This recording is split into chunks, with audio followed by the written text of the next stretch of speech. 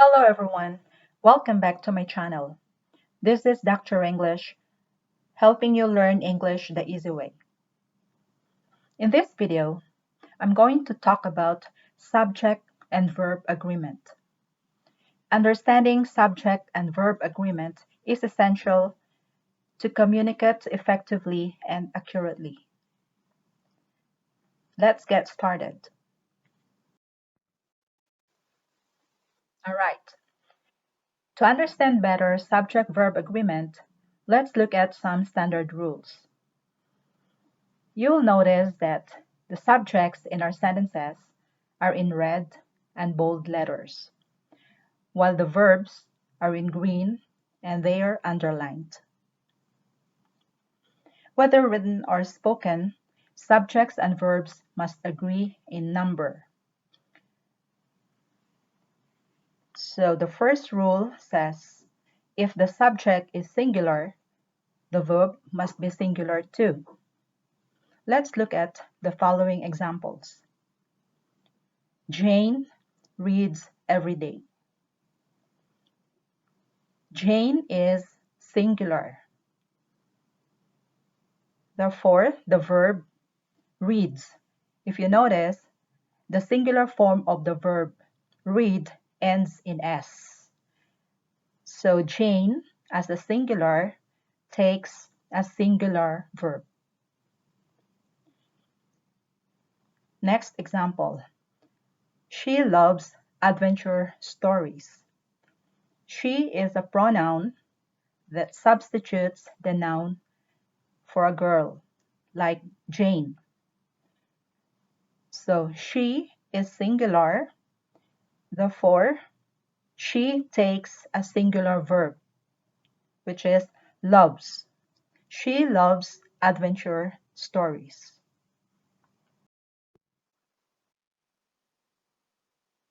The next rule says, if the subject is plural, the verb must also be plural. Let's look at the examples. The children play every morning. The subject children is plural, and the verb play is in its plural form. If you notice, plural form of regular verbs do not end in S. So, children, plural subject, play, plural verb. The second example, they love to play in the playground. They is a pronoun substituting children, which is a plural noun. So it takes a plural verb, love. They love to play in the playground.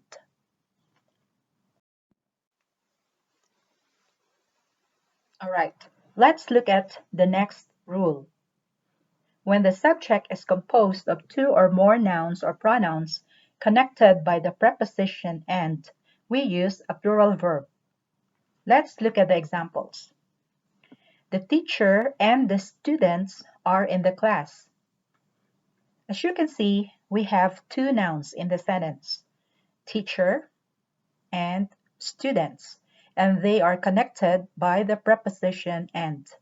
So we use the plural verb are. The teacher and the students are in the class. In the second example, the students and the teachers study in the library.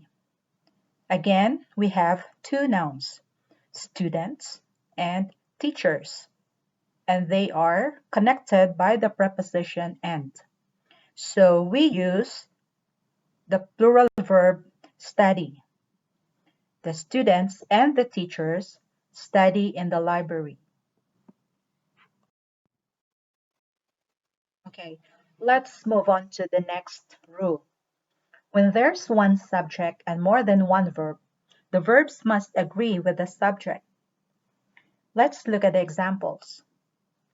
Travel is a hobby that many people enjoy and allows them to understand the country's unique culture. So we have one subject, which is travel, and we have two verbs, which is and allows. Both are in the singular form. Why? Because our subject is singular. Therefore, we need a singular verb. So in this case, we have two verbs, is and allows. If we are to have two sentences in this example, we would say travel is a hobby that many people enjoy. And the second simple sentence would be travel allows them to understand the country's unique culture. Let's look at the second example. Research is one way to study a problem and helps scientists find solutions. So we have the noun research as our subject, and it is singular. We have two verbs, which is and helps. Now, why do we have to use is and helps? Because our subject is singular. If we are to make them into two simple sentences, we would have research is one way to study a problem. And the second simple sentence would be research helps scientists find solutions. All right, we are now on the last rule. When a phrase comes between a subject and the verb, remember that the verb must agree with the subject, not the noun or pronoun in the phrase that follows the subject of the sentence. For you to understand better, let's look at the examples. The first sentence, John, as well as his friends, is coming to the party. So we have a phrase that comes between the subject John and the verb is. The phrase is as well as his friends. Now, you have to ignore the phrase. You focus on the subject. So the subject is John, and John is singular. Therefore, the verb is singular. So we have is. John, as well as his friends, is coming to the party. If we are to remove the phrase, the sentence would be John is coming to the party.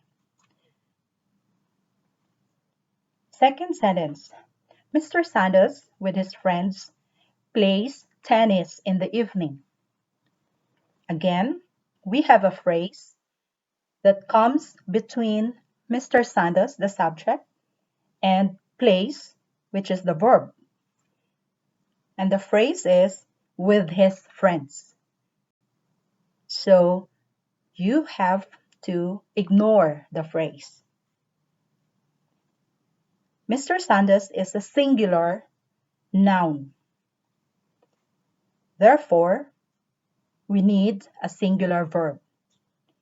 In this case, the verb is plays. If we are to remove the phrase, the sentence would be Mr. Sanders plays tennis in the evening. All right. At this point, let's see how much have you learned from our discussion today. Read the sentence and tell if the subject agrees with its verb. So if the sentence is correct, write a check mark. And if the sentence is wrong, write an X mark. Are you ready?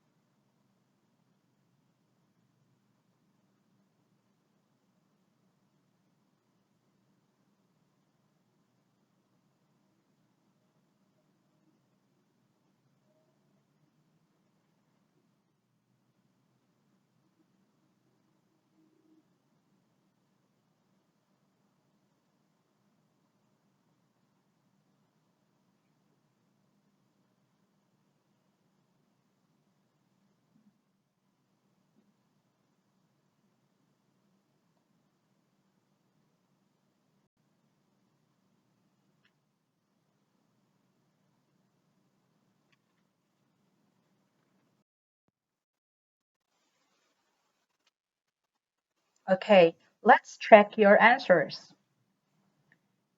In the first sentence, the boy eats chocolates. So our subject is boy and it's singular. And the verb is singular, eats. The boy eats chocolates. Yes, the sentence is correct. The verb eats agrees with the subject boy. In the second sentence, the children dance at the party. The subject children is plural, and the verb dance is also plural. Therefore, the verb agrees with the subject. So it's correct. The third sentence, the mother and the children eat lunch at the restaurant. Here we have two nouns, mother and children, and they are connected by the preposition and. And we have the verb eat. It's in the plural form. So the sentence is correct. The next sentence, interview is a way of gathering information and allows people to give their opinions. Now we have a singular subject, interview, but we have two verbs, is and allows, and they are both singular. The sentence is correct because the subject interview is singular, so it takes a singular verb, is and allows.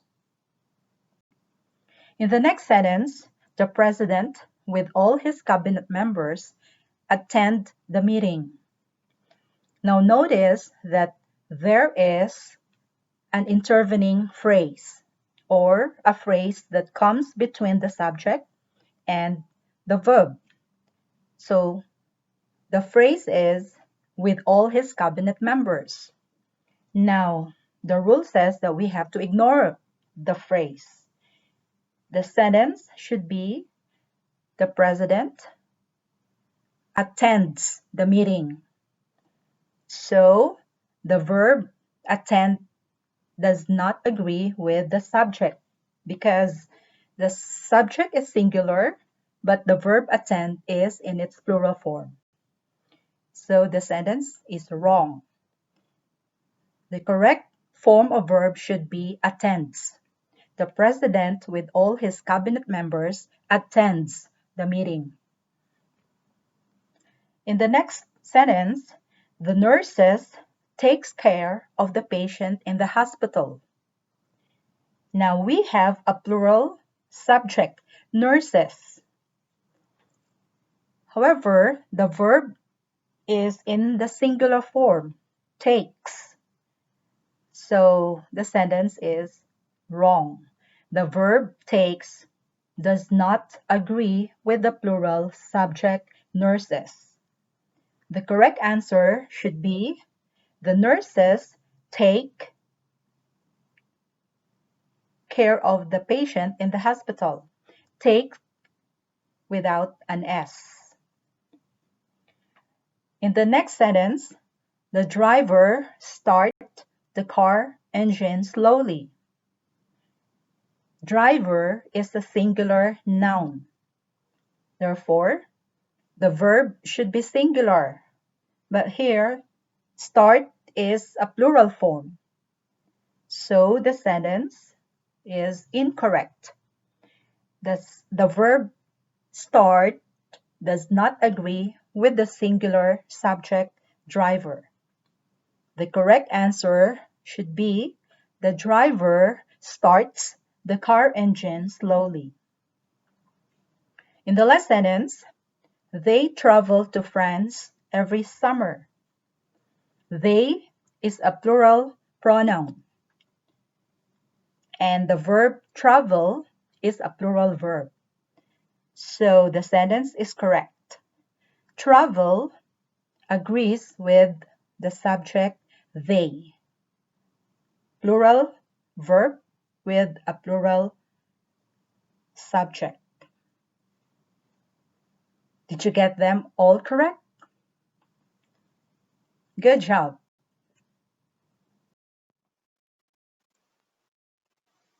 Thank you for watching this video, guys. I hope you learned something from our topic today.